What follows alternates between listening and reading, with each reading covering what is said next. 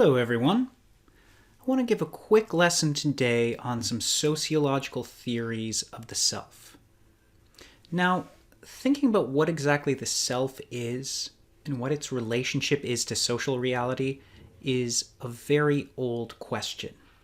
And it's something which philosophers and social theorists and psychologists and religious scholars have thought about dating back to Plato and the Buddha.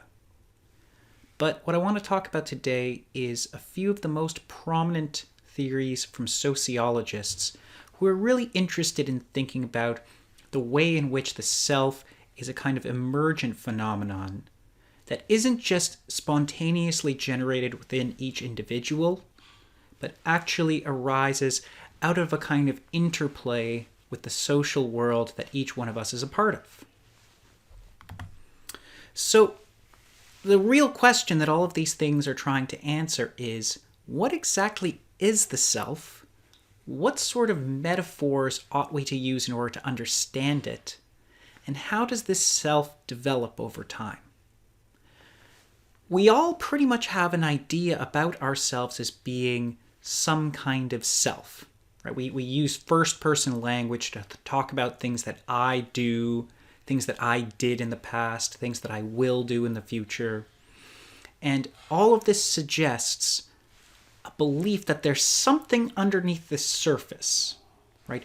That there is something in addition to all of the actions that we take, to all of the appearances that we have in the world, that there's something underwriting it, some consistent phenomenon that's responsible for us acting, thinking, behaving, and expressing ourselves in the way that we do. And sociologists are very interested in understanding what this is, because they're trying to figure out what is it about various social conditions that causes people to act in certain ways. One of the ways to get at this question and to think about why it's important is to imagine yourself transported from whatever current time and place you're currently in to some time and place elsewhere or in the past.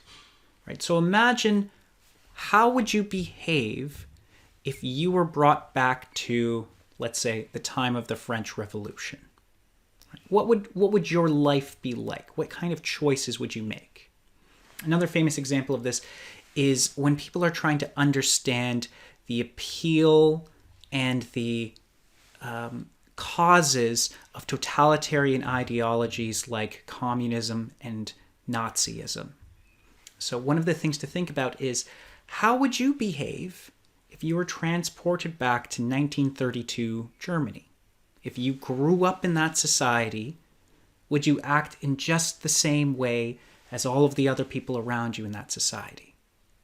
What is it about the social context at that time that caused people to do the horrible things that many of them did? These are the sort of questions that we're very interested in answering and thinking about, how did we get the society that we have right now? Now, one of the first theorists to lay the groundwork for the kind of theory of the self that a lot of sociologists are interested in is the philosopher John Locke, a philosopher who we've spoken about before in this course. John Locke's postulation is that human minds enter the world almost as empty vessels. The term that he uses, and that's quite famous here, is to say that we are blank slates, or tabula rasa. That's a Latin term for it. The idea being that all of the tendencies and preferences that we have are the result of our experiences, as opposed to something that's inborn within us. It's a very popular idea within our society at large, and particularly amongst sociologists. You can see why sociologists whose discipline is focused on understanding society would be attracted to the idea that everything about a person can be explained by looking at the external social circumstances that created them or that surrounded them. Locke's suggestion is that ourselves are formed as the result of our experiences, our perceptions, and our social interactions. That we are formed by what happened outside of us. Now, we should be very skeptical of this perspective. And we have a great deal of scientific evidence to suggest that it's just not true. And I suspect that many of you who are parents, who've watched your children form with very distinct personalities before they've had very many experiences, will know this doesn't really sound right, but there is something about it that does seem accurate, which is that the experiences that we have in life matter. They affect who we are and what we become as we grow up. Now, a modern example of a sociologist who really takes up the idea that John Locke puts forward is Charles Cooley. And Cooley suggests that what we have is a self that emerges out of a result of a kind of exchange with society and the people around each individual. So this is the process of self-development and changes within a personality that Cooley talks about. Cooley suggests that individuals imagine how they appear in front of other people. Think about the process that you go through in the morning when you're getting ready for work, right? Maybe you're getting dressed or you're putting on makeup or doing whatever it is that you do as part of your morning routine. And why do you do this? Well, in part because you are interested in and concerned by how you appear in front of other people, right? We know that people see us and they think things about us. So we imagine how we appear in front of other people, and then we start to imagine other people's judgments of our appearance. And by appearance, I don't just mean literally how we look, but also how we behave, how we act, the things that we say, right? Everything that we do creates some sort of image of who we are in the minds of other people. And this is something that we all think about to some degree. So we imagine how we appear in front of other people. We imagine how other people judge us. And then we feel and we change the way that we act very often on the basis of these imagined judgments. So think about, for example, why is it that so many people fear public speaking? Why is this such a common anxiety? Because people are worried about how they look in front of others. They're worried about how other people will judge them. And because of that worry, we change the way that we behave, right? Sometimes people can fall into playing a role in front of other people. So for example, if someone is, when they're young, seen, or at least they think that they're seen as a class clown, right? They might start to feel and act in order to perform this role for other people. This model of the self is known as the looking glass self, because we see ourselves almost as if we were a reflection in the eyes of others, right? And we look at all sorts of different cues, at other people's body language, at the way that they talk to us, the tone of their voice. All of these different things give us clues about how they think about us, and these are things that influence how we behave and think about ourselves. Now, the sociologist George Herbert Mead, has another idea about the self, which is in a similar kind of vein. Mead suggests that it's actually a bit misleading to say that there's a distinction between the self and the society in which the self emerges. Mead's postulation is that the self is itself, so to speak, a social structure, that it is ultimately a social experience. A very radical kind of perspective on what the self is. So it's not just that there's a self in here and outside there is society. His claim is that what seems to be happening in here is actually a part of that outside reality, that outside society. So his claim is that we should really think about there being two different components of the self. On the one hand, there's what he calls the I, which is the part of ourselves, the aspect of us that acts according to our own initiative, which responds to how we see other people behaving. This is the part of ourself that gives us some potential to act otherwise than might be expected.